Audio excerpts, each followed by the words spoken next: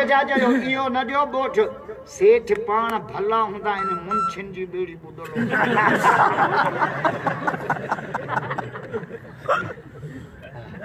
ये सेठ तो तोखे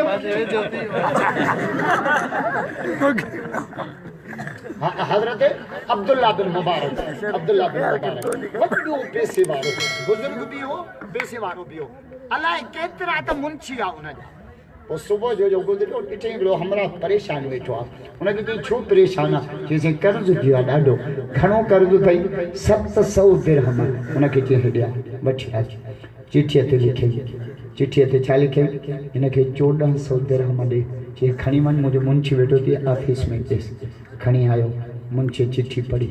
चए तो सेठ खां घणा घुरिया चई 700 चई हिन में त 1400 आहे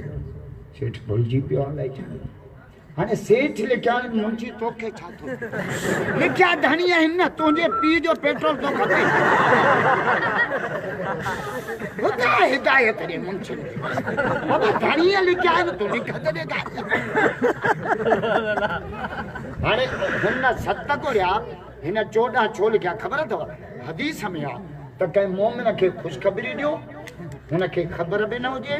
ॻाल्हि बि सची हुजे त ख़ुशख़बरी ॿुधाइण वारे लाइ जन्नत आहे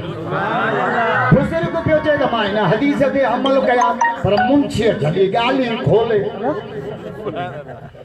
जो 7 घुरिया त 14 जो मिले केॾो ख़ुशि थींदो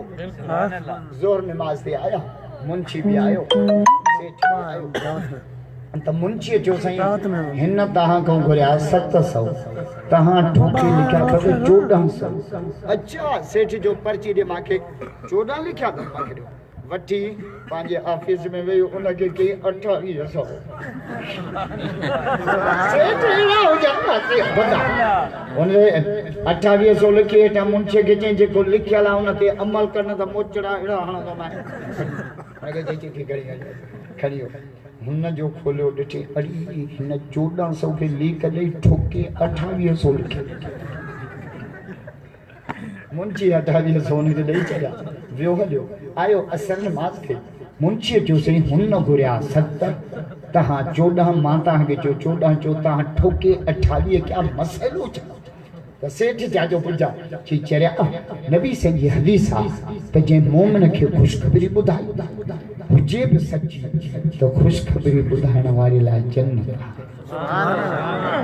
मां हुन 7 घुरिया हा मां 14 लिखिया मुंहिंजो ख़ुशि थींदो निभागा तो 14 वारी ॻाल्हि छॾी खोले